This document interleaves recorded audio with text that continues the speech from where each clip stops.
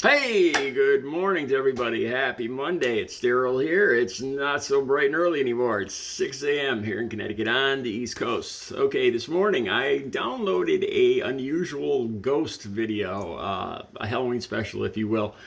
And I hope you guys enjoy it. I have, like as usual, I have no idea if it's going to get 10 views or 10,000 views or whatever.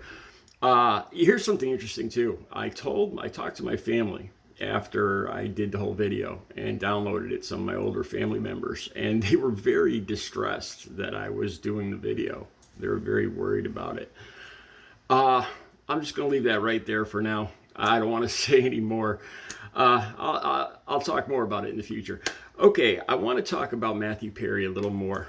I had a few things came to mind. This is about recovery too. The recovery is possible. I've got over 17 years clean and sober. 17 years, I think, and 1 week, I think, today. I think it's 17 years and 1 week today. And some of the stuff I've seen, just some of the interviews that have aired with Matthew Perry. And I've said this before, like when I was in addiction, when I was an addict, I used to think that I was so much different. If you're familiar with addicts or you're one yourself or a recovering addict, you'll know exactly what I'm saying. You know, when I first started using, when I was in my addiction, I thought I was so different from everybody else. I really did. I think most addicts do. You know, I thought I needed a little extra more. I thought I could control it. You know, I got a strong willpower. I just use it. I remember I actually telling, I found street dealers after I ran out of prescription pills. So I went on the streets and started buying. And I went up to one of these dealers' houses in a big city here in Connecticut, up into a tenement, this rundown apartment, and I was buying some bags of heroin. And the girl went to get it in the bedroom, and her brother was standing watching over me in the living room. And there was some dangerous stuff laying on the coffee table right in front of me. And I remember saying to the brother, I told him, I said, I'm not like these other people coming here. I'm not an addict. I just do this stuff on the weekends, you know. And I remember the look and the laugh on, the smirk on his face, you know. And I really believe that. I really believe that, you know. And I used to think that I had more tolerance. You know, that's something I still make the mistake of doing that. You know, instead of taking, one or two Tylenol, my urge is to take 3 or 4 because I think my body I need more for some reason because I'm bigger or I have more tolerance or something like that. And I think that's, it's this attitude when you have the disease of addiction that if a little's good, more is better. And here's the thing, once you get into recovery, you realize that you're all so much the same. When I watch these videos of Matthew Perry, I mean, some of the stuff he said, he said, there's a clip where he's talking to Diane Sawyer and he's talking about alcohol. And he says, when I drank, it was the only time that I felt good and normal. You know, that word normal just bam, hit me so hard because I remember saying that.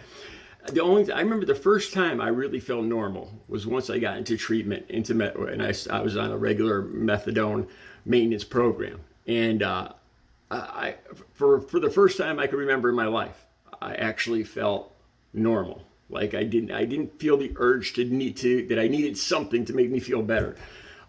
Food or liquor or whatever. You know, when I heard him say that, it makes him feel normal. I was like, wow, it was like me saying it. You know, it's amazing. Once you get in recovery, at first when you're in addiction, you think you're so different from everybody else. You have more willpower and you're not like these other people, these other junkies, And then once you get into recovery and you hear the people talk like in NA meetings or AA meetings, and it's just the same story with just the names changed, the same things that have happened, the same thing, just you realize you're all, that's why they call it a fellowship, the AA meetings and NA meetings. Some of the other stuff he said in some of these deals, because some of the interviews have been popping up with Matthew Perry, and he was talking about 55 pills a day, 55 Vicodin. If you watch my channel, I've talked specifically about that, even before the death of Matthew Perry. about my addiction with Vicodin, and he's taking double what I was at the height of my addiction. And that's just, people tend not to believe that. People are like shocked, like, oh, I'm sure he's exaggerating. And the sad thing, the scary thing is, no, people like me or him, we're not exaggerating. It takes a while, like with tolerance, but it's true. It's a scary, true fact that you end up taking that. That's why it's so hard to stop. Once your body becomes accustomed to that chemical, your mind, your body, your brain synapses and the receptors and everything, man, it's near impossible. But recovery is possible. Okay, then another thing he said, I wasn't sure he said this when I talked in yesterday's or the day before yesterday's video, that I thought he had been in and out of dozens of rehabs. And he'd been in over 60 rehabs, over 60 trips to rehabs. And once again, I mean, this isn't a contest, it's nothing to brag about, but once again, he's got me, he's way bigger numbers than I had. Like I've talked about, I've been in and out of detoxes and rehabs 13 times. And people have a hard time believing that. And he said he was in and out of 60 times. And after a while, I can't tell you guys how you start to lose hope. You really do. It becomes, you get to a point where you wake up in the morning and it's just like waking up into a nightmare, and you don't want to do it again. You don't want to do it again for another day. This whole routine, this whole sickness, and just have to do everything. And after you've been in and out of rehabs and detoxes this many times, you start to, you're just like, this is how it's going to be until I die. And you start to welcome death, unfortunately. And again, I'll say it one more time, recovery is possible. This is the best life I'm living, the happiest, most fulfilling in every way that I'm living right now, the healthiest I've been, the best relationships that I've had, financially, happiness, health, everything. These are the best years of my life right now, these 17 years in recovery. Okay, one last thing I want to talk about. I've never heard of this guy before. I'm gonna have the link down below. I thought twice about talking about this guy. He's a piece of work. Supposedly he was an ex-writer from Saturday Night Live. His name is Kevin Brennan, and he has the MLC podcast. I'll probably post a picture of him on my thumbnail of this video. And I thought twice about really, I don't want to give this guy any kind of publicity. Not that many people see my videos, but I really need to talk about this. He's on TMZ.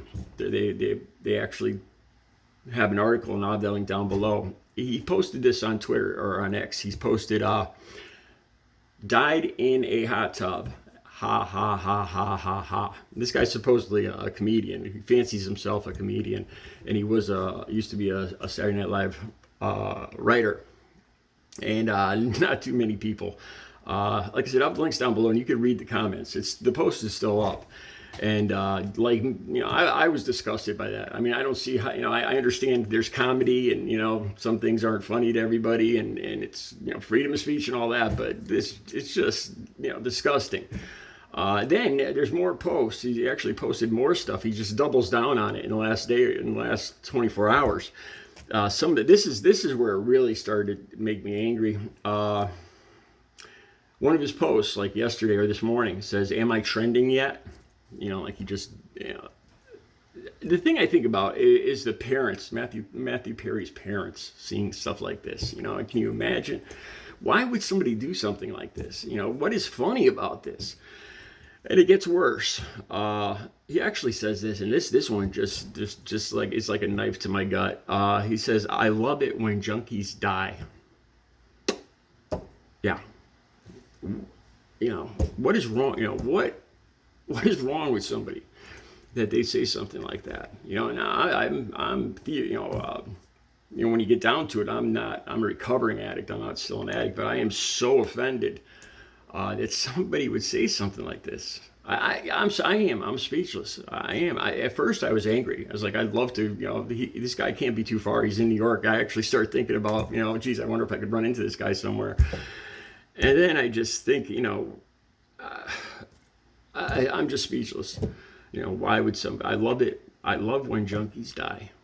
You know, I just think someday this will come back on him. Someday, somewhere, karma will bring this back, and he'll regret. I hope he regrets saying this someday. I'm speechless. I don't even know what to say about, you know, somebody that's so damaged or hateful that they say stuff like this, because it's certainly not funny.